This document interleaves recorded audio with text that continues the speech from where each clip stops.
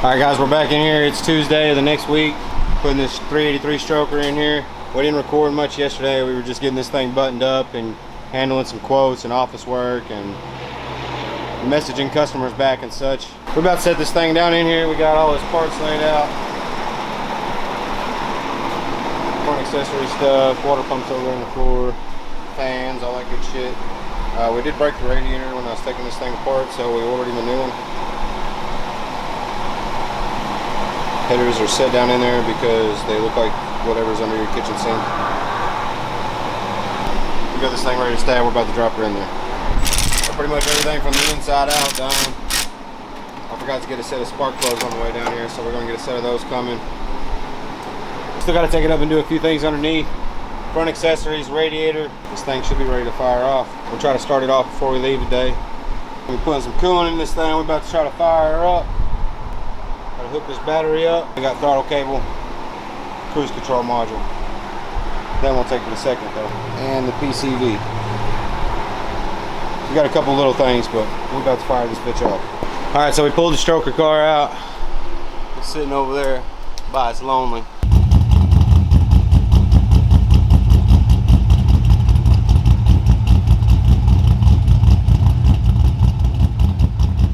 Gotta put a cam sensor in it. So we got one of those on the way. But for now, we gotta get this 17 model 2500 in here and pull the 6-liter and 6L90 out of it. Get that yanked out real quick. And then we gotta get this sumbitch back out of here. It'll probably go over here somewhere, something like that. It's got like 110,000 miles on it. Nice little 6-liter, rectangle port heads, 6-speed trans, you know.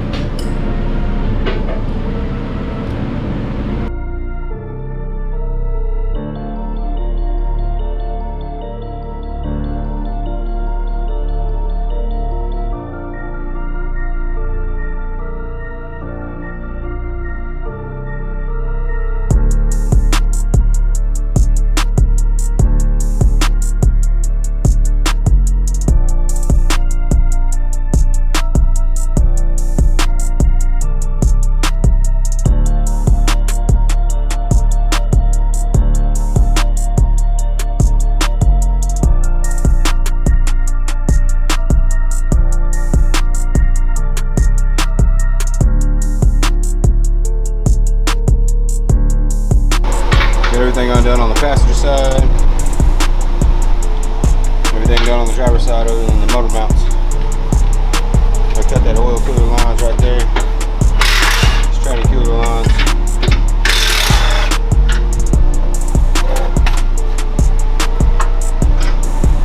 Hey, could you give me a 21 wrench? Yeah.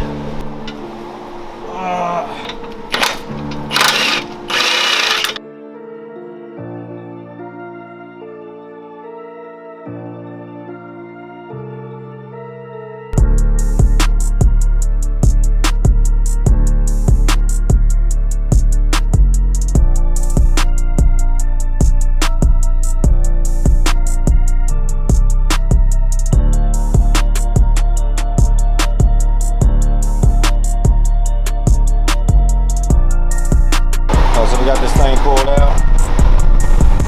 I'm gonna work on getting the harness off, pull the intake, front accessories, separate the trans, the exhaust manifolds off of it, get this whole thing on a stand so we can pull the heads off of it.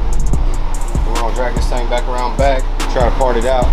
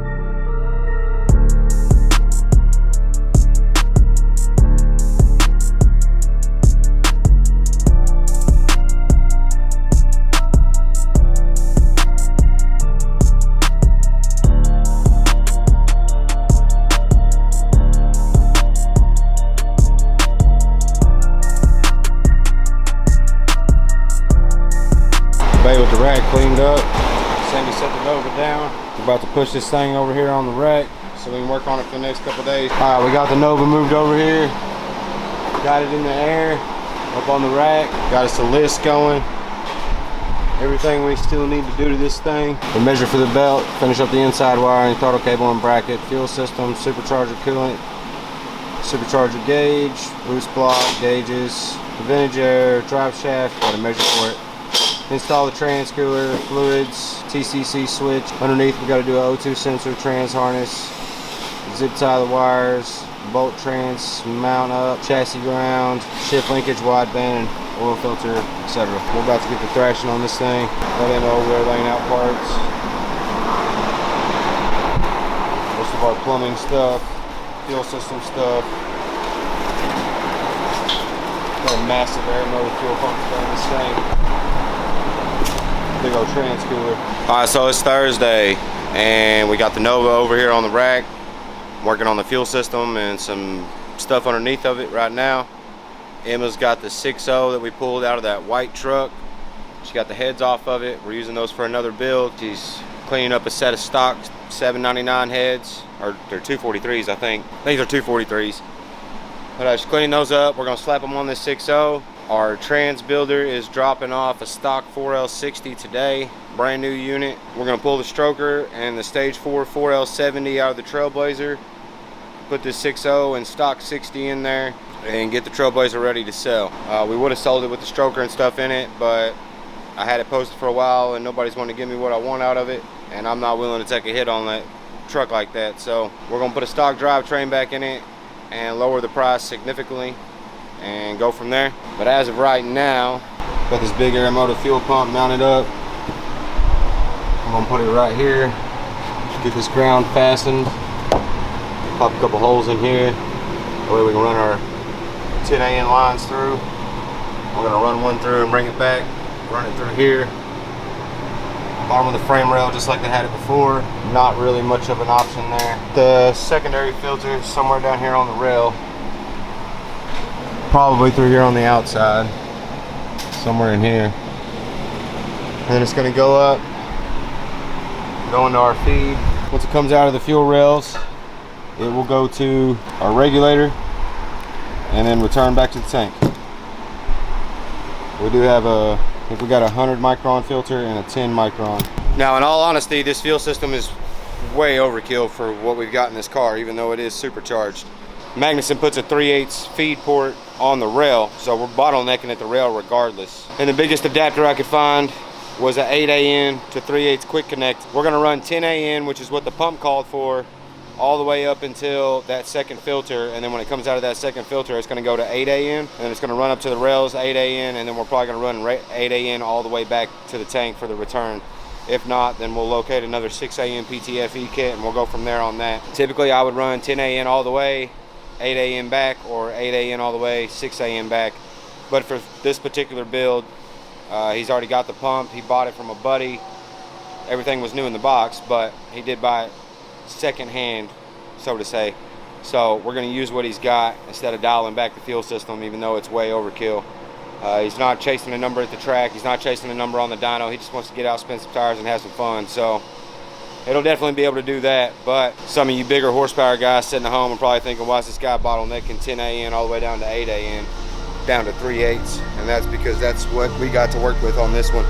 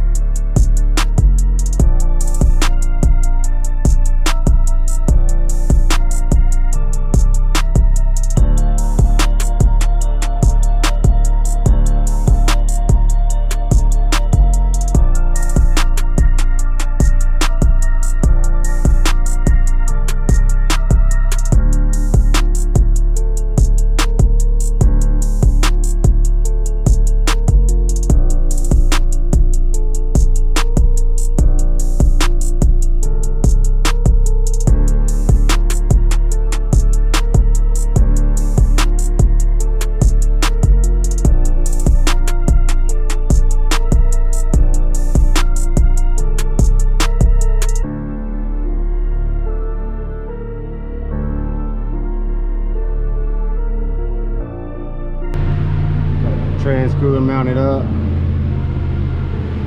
We'll put some 90-degree fittings on it here. Run both lines out. We'll bring them up, run them across the bottom of the frame. All right, so the 6.0 is ready to go in. Just got that done. While she was working on that, got our fuel pump mounted up, our pre-pump filter.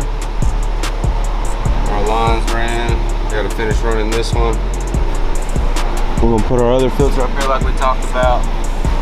Keep on rocking and rolling. All right, so it's the Monday after Father's Day. We stayed Friday night and Saturday. We pulled the stroker motor out of the Trailblazer. There it is, along with our stage 4 4L70.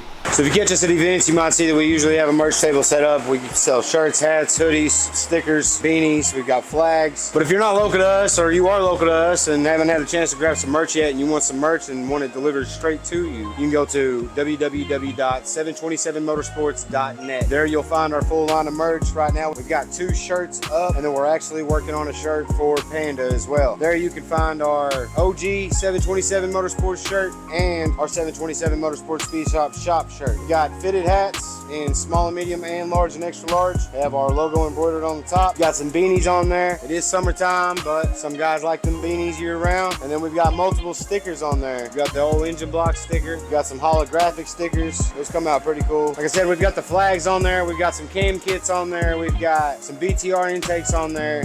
We're trying to add more stuff to there as we go. We have a few hand-picked tools that are LS based or cam swap based. Yeah, if you're looking for some 727 swag, looking to get some cam kits, looking to get a DOD delete or a nice intake to top your engine off, hop over to 727motorsports.net, check it out, see what we got. You guys going over there and buying merch from us at events is one thing that's enabled us to keep growing and chasing our dream and doing what we love. And remember, if you don't already, follow us on Facebook and TikTok and smash that subscribe button. Let us know in the comments what you guys want to see. Now let's get back to this episode. We took the 6-liter that we took out of that white truck last week, and Emma took the rectangle port heads off.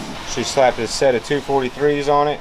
We've got a brand new 4L60 from Tim Smith with a new stock converter. Essentially what we're doing is we're converting the truck back to stock, and then we're going to post it for sale. Pretty much down to run the bolts down the intake, hook the fuel line up, all that, coil packs, front accessories, and the E-fans, and fill it up with fluids, load a stock tune file in it, and it should be ready to go. So we're going to get that done today. We were supposed to have it done this weekend, but anyway, we're going to dive back into this, try to get this buttoned up. We'll try to get some time-lapse footage for you guys today, but we are on a time crunch. We don't have a lot of time to be messing with cameras and recording. We're kind of committed and invested in this weekly thing with y'all, so we're going to stay at it. We're going to stay consistent with it. We just may not be able to film as much as we would like to, but anyway, we're about to dive back in. Enjoy.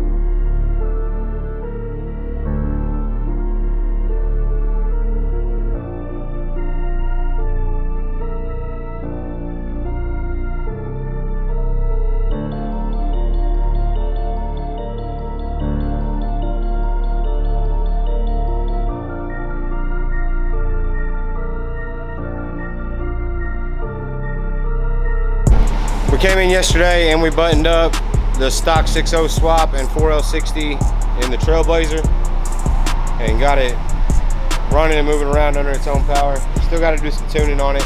Showed up today. We got us a list of stuff longer to do than a Monday. We've been going at it all day. It's about 5 o'clock now. We're chasing the cam sensor code at P0343 in the blue Trans Am that we put the stroker motor in.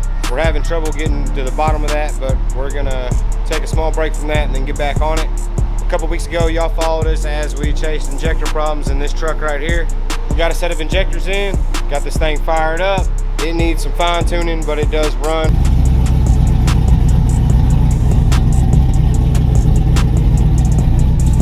It sits in idles and fires up.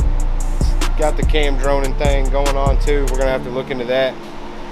Got some small bugs to work out, but nothing too crazy so far. We drained the tank, put fresh fuel in it, swap those injectors out, and this thing pretty much fired off relatively easy. We're gonna snag y'all an idle clip of that, and then we're gonna push this thing out and probably get back on it in the next day or so. But we gotta stay tonight and try to figure out what the hell's going on with this Trans Am. Tomorrow we'll be back hard at it again. Still, I gotta put the dash in. Wanted to make sure we could check our vitals and everything, and wiring was good.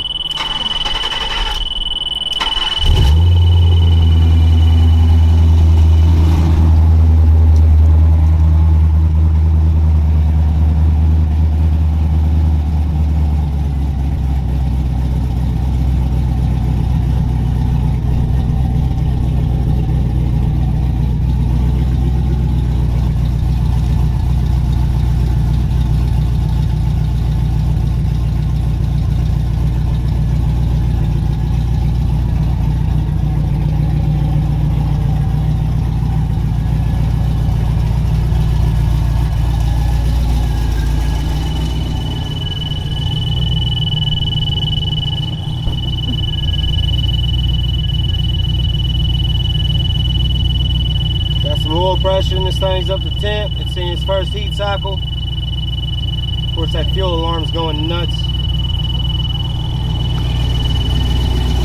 All right, so it's Thursday. We spent more time than we should have. Probably hear me say that a lot. We spent more time than we should have figuring out the cam sensor issue in the Trans Am. We got it figured out. What it narrowed down to was the cam retainer plate and the cam gear that I put on the engine when we built the engine was not compatible with one another. It was allowing the cam to walk back the thickness of the cam plate. In return, pushing the cam back far enough for the reluctor wheel not to be able to be registered by the cam sensor. Never ran into this before, but I did have one particular vehicle of my own that I remember having this same exact issue, and when I converted it to a front cover cam gear and sensor, the problem went away. It was a 02 Silverado. I put a 4-pole cam gear on it, a Gen 4 front cover with a LS2, like a LS2 style front cover with a cam sensor in it, and extended the cam harness and got rid of the problem. That problem's fixed. That car's ready to go to the tuner and enjoy its life as a 383 stroker car. We'll go out here in a few minutes and get some idle clips for you and let you guys hear that thing. Try to get you guys a cold start real quick.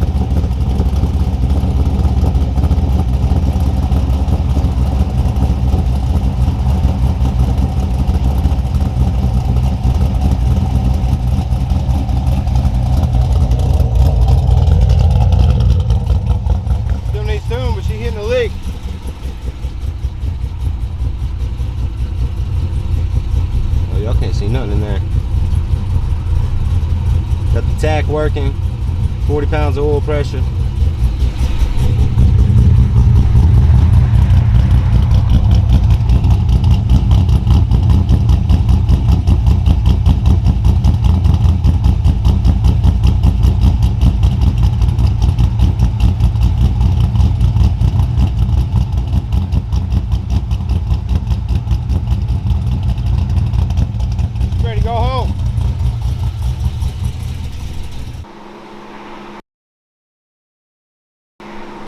We got the injectors in the black square body. That thing runs.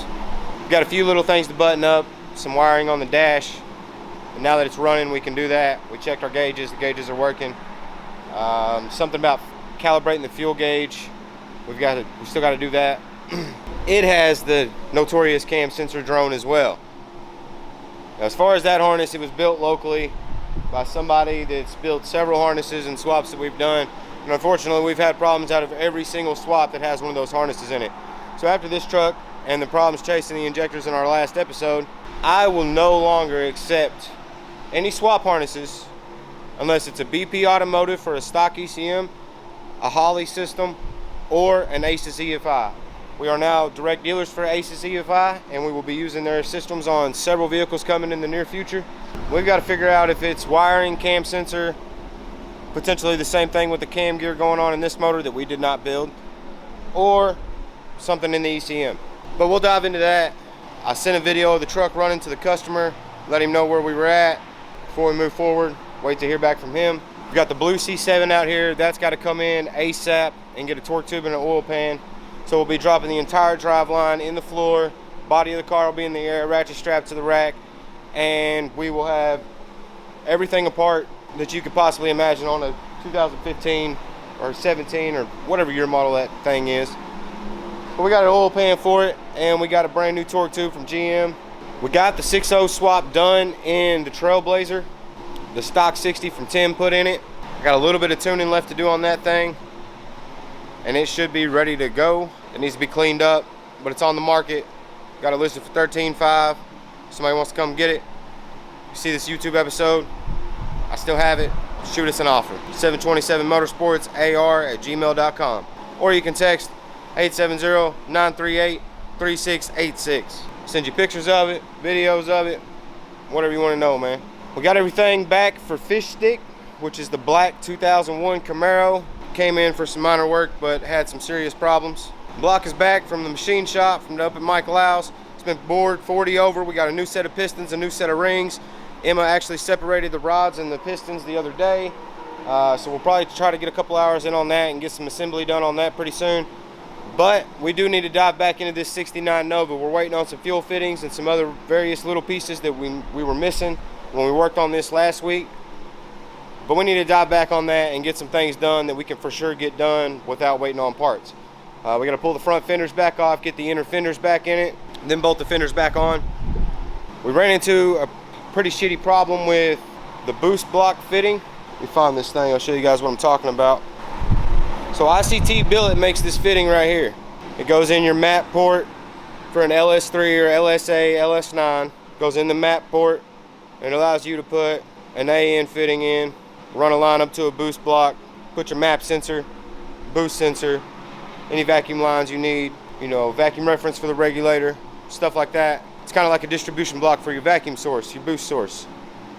The problem is, this Magnuson blower receives an LS1 style map sensor. And I don't know why, but I cannot find this piece for an LS1. I think a big part of it is the LS3 takes the bolt. An LS1 had a little barb on the intake that kind of locked it down and kept it in place. I've put one of these in here, not this one. This is a 45. I put one in there that's straight, and I stuck this thing in a drill with a file down here, and I've tried to slowly machine this thing down to fit inside of this blower with an O-ring on it, so it'll work. Is it gonna work? I don't know. I wish somebody made this. This would, for an LS1, this would, man, that would save me so much time and energy with this one little fucking piece. But when they don't make what you need, you gotta make what you need, or alter something like it to make what you need. And that's what we're shooting to do here. As of right now, this is our biggest obstacle on this car that we have left. All the other big hurdles have been jumped. We've got a little bit of the fuel system left to do, a little bit of wiring inside left to do, but it's mainly getting the inner fenders in it, getting the vintage AC finish plumbed up. We measured for a belt. We got to find one. It's longer than a Monday or a country mile, whatever y'all want to reference it to. But we're gonna dive into this thing, get the fenders pulled off, get the inner fenders in it, get the fenders put back on, and see what else we can knock out off the list and get done while we wait on some fittings and parts. And I guess I'll get some more patience with this little booger and see if we can't make it do what we want it to do.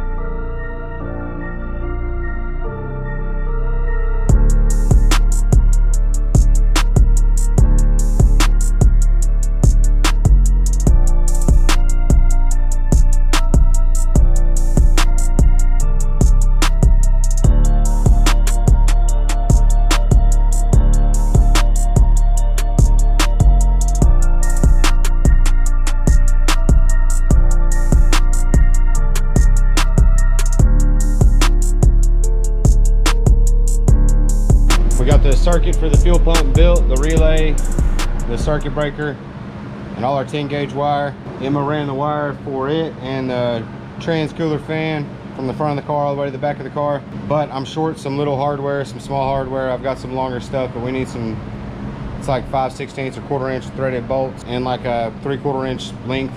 So we're gonna go in the morning and get some of those, button up the fuel system tomorrow. Then we're just waiting on a few fittings to come in. We need some fluids and a belt.